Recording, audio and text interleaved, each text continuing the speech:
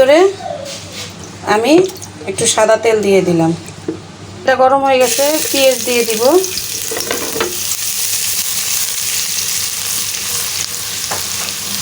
পেঁয়াজটা একটু ভেজে নিব। পেঁয়াজটা একটু ভাজা ভাজা হয়ে গেছে। এখন চিংড়ি মাছগুলো দিয়ে আমি পেঁয়াজের সাথে চিংড়ি মাছটা একটু ভেজে নিব। পেঁয়াজ আর চিংড়ি মাছটা কিন্তু ভাজা ভাজা হয়ে গেছে। এখন আমি একটু রসুন বাটা দিয়ে দিব। পেঁয়াজ রসুনটা ভাজা ভাজা হয়ে গেছে, এখন একটু পানি দিয়ে দিব। হলুদের গুঁড়া, মরিচের গুঁড়া। এই ভাজিটা, এটা ভাজি বলা চলে, এত পরিমাণ মজা, মানে খুবই মজা। আমি আপনাদেরকে কি বলবো।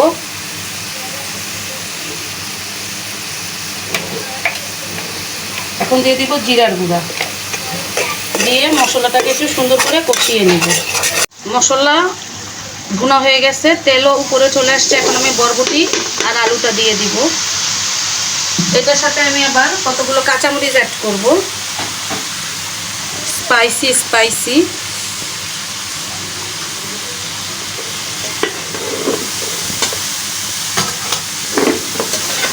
একটু লাড়াচাড়া দিব, সুন্দর করে একটু লাড়াচাড়া দিব।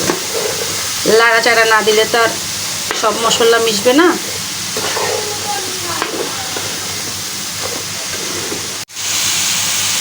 লবণ দিয়ে দিব।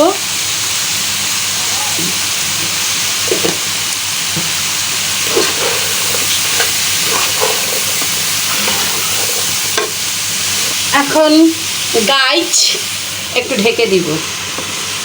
মশলাটা কষানো হয়ে গেছে। এখন আমি একটু পানি দিয়ে দিব, যেন বরবটি আর আলুটা সিদ্ধ হয়। সেটার জন্য একটু পানি দিয়ে আগে সিদ্ধ করে নিব, পরে ভাজা করব। ভাজিটা কিন্তু হয়ে গেছে, দেখতে পাচ্ছেন।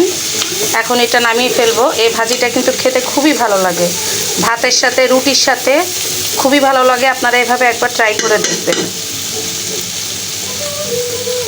ভালো লাগলে অবশ্যই, যদি ইউটিউব থেকে দেখেন সাবস্ক্রাইব করবেন, আর যদি ফেসবুক থেকে দেখবেন লাইক, কমেন্ট, শেয়ার করবেন, ফলো দিয়ে দিবেন।